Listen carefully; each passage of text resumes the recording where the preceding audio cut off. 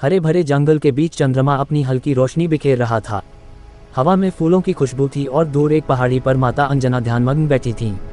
उसी समय अचानक आकाश कांप उठा, जैसे किसी ने ब्रह्मांड को झकझोर दिया हो। माता अंजना को कुछ अशुभ महसूस हुआ।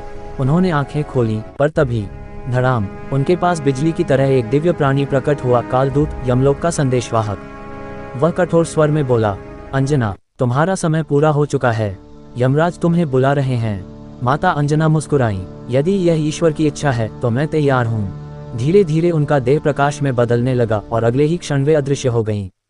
दूर एक पेड़ पर उछलते कूदते बाल हनुमान अचानक ठिठक गए।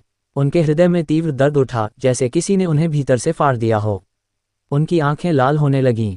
उन्होंने जोर से गर्जना की, माता। पूरे जंगल में उनकी आवाज की गूंज से पेड़ झुक गए, पर्वत कंपाने लगे। वनदेव, गंधर्व, अप्सराएं सब भयभीत हो उठे। हनुमान जी ने धरती पर मुक्का मारा और उसी क्षण जमीन फट गई, मानो संसार उनकी पीड़ा का भार न सह पा रहा हो। क्रोध, दुख और प्रेम का ज्वालामुखी बन चुके हनुमान आकाश में कूद पड़े। उनका शरीर सूर्य से भी तेज चमक रहा था। देवता एक दूसरे से कह रहे थे, यदि हनुमान यमलोक पहुंच गए तो तीनों लोक नष्ट हो जाएंगे। यमलोक के द्वार जोर जोर से कांप रहे थे। सिपाही डर से हथियार गिरा रहे थे। यमराज ने सांस खींची। एक बालक, पूरा यमलोक हिला रहा है। उन्होंने अपना दिव्य यमदंड उठाया। वह वही अस्त्र था जिसकी एक चोट से देवता भी मृत्यु को प्राप्त होते हैं। लेकिन तभी द्वार टूटे और बाल हनुमान आग की ज्वाला की तरह भीतर प्रवेश कर गए। हनुमान बोले, मेरी माता को वापस दो। यमराज ने गंभीर स्वर में कहा, अंजना का समय पूरा हो चुका है। मृत्यु नियम का पालन करती है, इच्छा का नहीं। हनुमान गरजे, तो आज नियम बदलेगा। यमराज ने पूरा बल लगाकर यमदंड घुमाया और वह बिजली की तरह हनुमान की ओर बढ़ा। वह ऐसा अस्त्र था जिससे कभी कोई जीवित नहीं लौटा। लेकिन हनुमान ने बिना एक पल गनवाए हथेली आगे बढ़ाई और यमदंड उनके हाथों में रुक गया।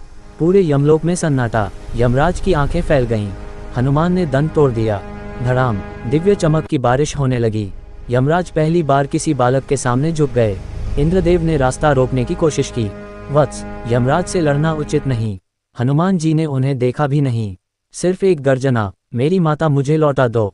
और इंद्रदेव का हाथ खुद ब खुद नीचे झुक गया, क्योंकि उस गर्जना में भक्ति का बल, क्रोध का ताप और अमरता का तेज था। अब पूरा ब्रह्मांड कांप रहा था। पृथ्वी पर भूकंप, स्वर्ग में तूफान, पाताल के नाग भय से तड़पने लगे। ब्रह्मदेव बोले, यदि अब रोका नहीं गया तो सृष्टि नष्ट हो जाएगी।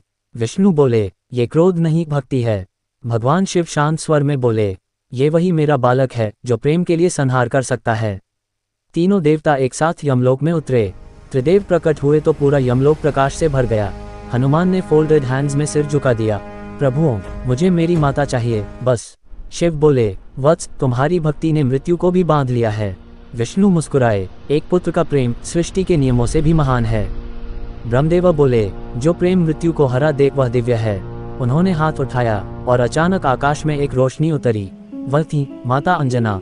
वह जीवित थीं। समीप आते ही बाल हनुमान उनकी गोद में गिर पड़े। यमराज आगे बढ़े। उनकी आंखों में आदर था, भय नहीं। वे बोले, हनुमान, आज तूने मृत्यु को भी झुका दिया। आज से तुम्हारी माता सदा सुरक्षित रहेंगी और तुम्हारा नाम अजर अमर। हनुमान जी ने माता अंजना को उठाया और यमलोक से निकलकर आकाश में उड़ गए। त्रिदेव एक साथ बोले, जहाँ प्रेम हो, जहाँ भक्ति हो, वहाँ मृत्यु का भी कोई अधिकार नहीं। हनुमान, तुम केवल शक्ति नहीं, तुम प्रेम की सीमा हो।